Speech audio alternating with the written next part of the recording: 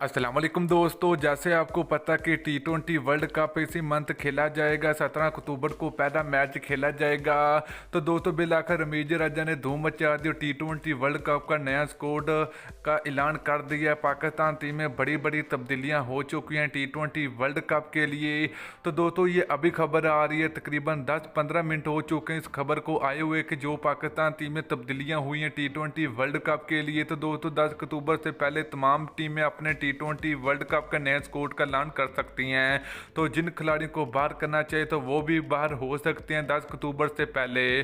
तो दोस्तों पाकिस्तान टीम ने भी 10 अक्टूबर से पहले पाकिस्तान क्रिकेट टीम में 4 बड़ी तब्दीलियां हो चुकी हैं, 4 खिलाड़ियों की वापसी भी हो चुकी है पाकिस्तान क्रिकेट टीम में।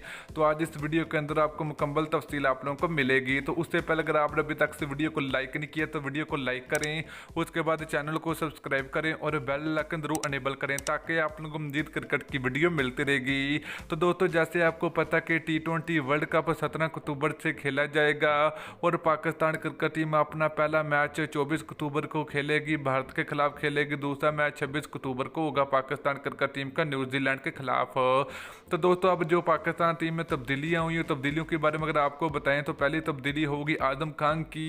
तो दोस्तों आजम खान जो कि बहुत बड़ी पर्ची है, बहुत ज़्यादा सिफारशी खिलाड़ी है आजम खान, जिनकी फिटनेस भी नहीं है और ना ही अच्छी इसने परफॉर्मेंस दी है। तो मगर इनको अब T20 वर्ल्ड कप में टिकट नहीं मिलेगी, जगह नहीं मिली तो ये बाहर होंगे। तो इनकी जगह पर सरफराज अहमद की वापसी हो चुकी है, कन्फर्म हो चुकी है।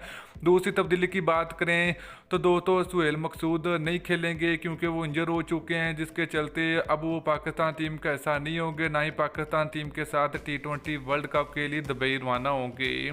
तो उनकी जगह पर यहाँ पर हैदर अली को मौका मिलेगा, यहाँ पर शुएब मलिक की वापसी हो सकती है। तीसरे खिलाड़ी की दोस्तों अगर बात करें तो मोहम्मद सनैन भी पाकिस्तान क्रिकेट टीम का हिस्सा नहीं होंगे। तो मोहम्मद सनैन की जगह पर शाहनवाज दानी को मौका मिलेगा। शाहनवाज दानी जिसने नेशनल T20 कप में धूम मचा दी है और बड़े बड़े खिलाड़ियों को बिल्कुल खेलने का मौका नहीं दिया। तो दोस्तों शाहनवाज दानी इस वक्त बहुत अच्छी परफॉर्मेंस दे रहे हैं, उनकी जगह पाकिस्तान टीम में बन चुकी है और वो T20 वर्ल्ड कप का भी हिस्सा होंगे। नंबर 4 की बात करें तो दोस्तों फ़खर जमान पाकिस्तान क्रिकेट टीम का हिस्सा होंगे T20 वर्ल्ड कप में। तो फ़खर जमान की भी वापसी हो चुकी है। तो दोस्तों ये थी 4 तब्दीलियां T20 वर्ल्ड कप के लिए। तो वीडियो अच्छी लगी तो वीडियो को लाइक और शेयर करें।